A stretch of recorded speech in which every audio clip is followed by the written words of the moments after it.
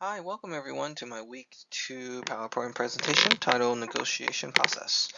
There's quite a bit of material to cover this week with limited time, and so I'll try to my best to summarize everything without missing out on some of the important details here.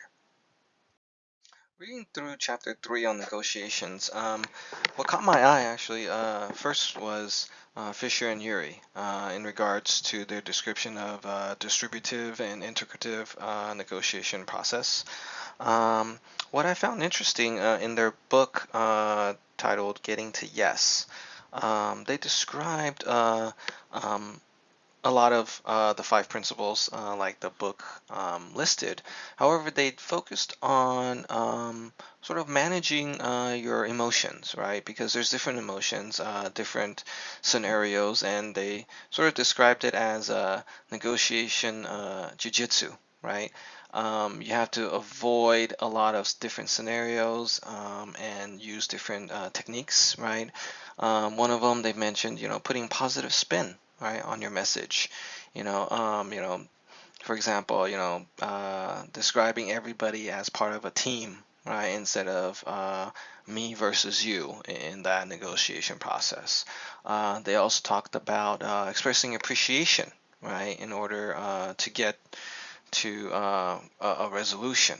Right. If during a process, both parties are working hard and they're not feeling appreciated, then the process can break down, right? And ultimately that leads back to learning how to manage our emotions, as Fisher and Urey described it. Because if during this negotiation it's between two people or two individuals, right? And we're all human and we all have emotions, and so that's why in the book one of it, the core principles describes or tells us to take the people out of the process, right? Focus on a solution, right? And so we don't want to get our emotions in the way of actually finding a solution to a problem. As I read on page 48, I totally agree that trust is a critical part of negotiation. Authors Shapiro, Shepard, and Churitskin, in their book titled Business on Handshake, elaborates on trust and the three steps they mentioned. Deterrence or under deterrence, in the book, they described it as measures, right, to prevent hostile action.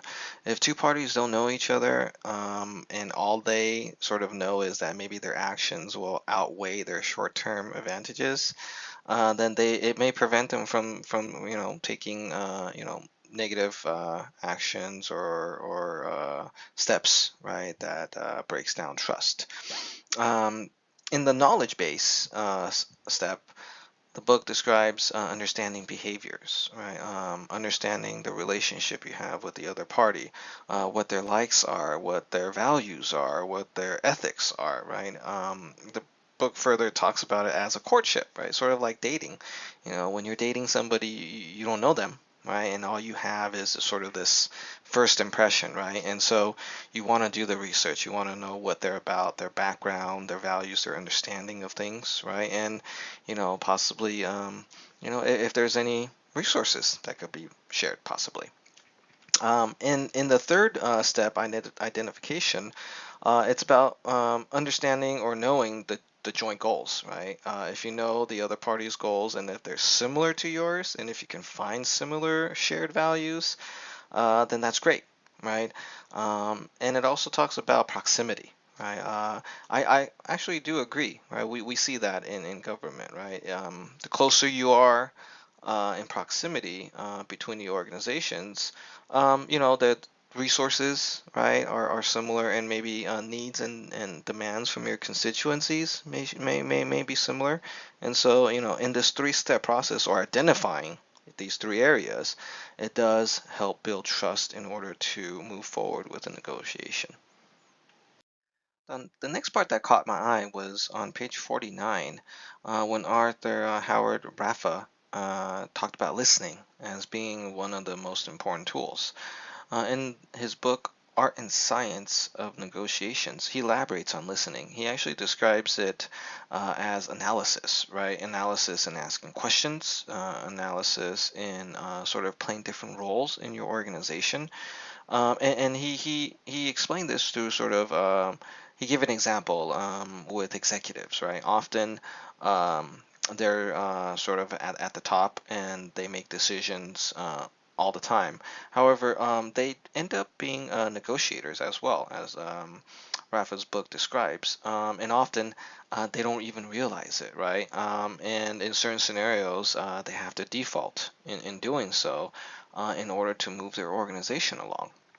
Right, and so in that process, they sort of change their roles, right? In this executive, demanding position to now they're forced to listen, right, and to understand the different scenarios and different parties, right?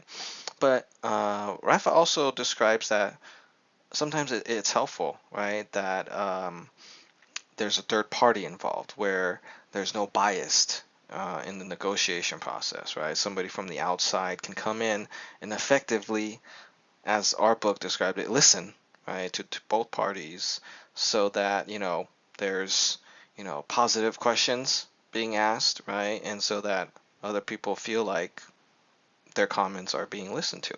And so I found that very interesting.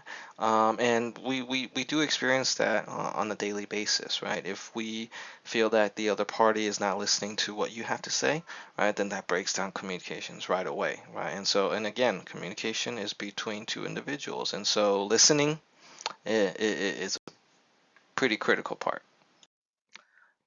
Now, the next author, or the final and fourth author that I found interesting was actually, if you go back to page 8 under the theory section, author Ludwig von Bertalanffy. I'm sorry if I butchered that. In his systems theory, he describes organizations as organisms, right?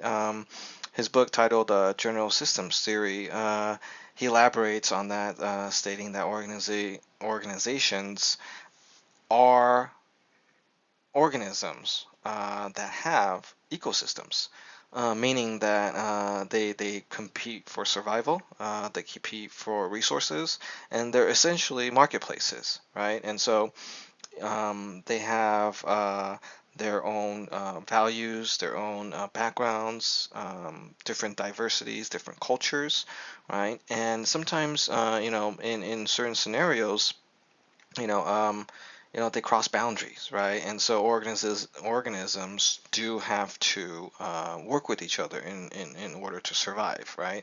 And if you don't, as systems theories describes, then you die off, right? And so negotiation is very important because as we see in a lot of local services or even, regional services, jurisdiction crosses boundaries, or the services does, right? And so we need to work with other organizations and understand how they survive and maybe how their culture is in order to better serve our constituents.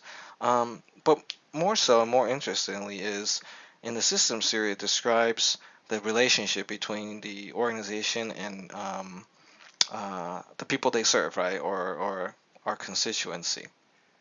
There is that relationship where you have to understand the diversity. You have to evolve, right?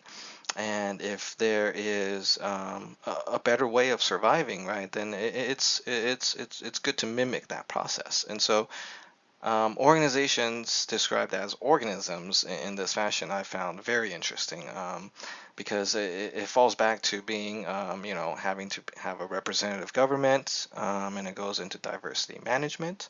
And so I think organizations, through the systems theory, I think makes more sense and does encompass the negotiation process and sort of highlights it in general.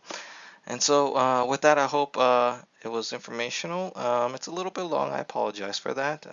And I hope you guys have a wonderful weekend. Thank you.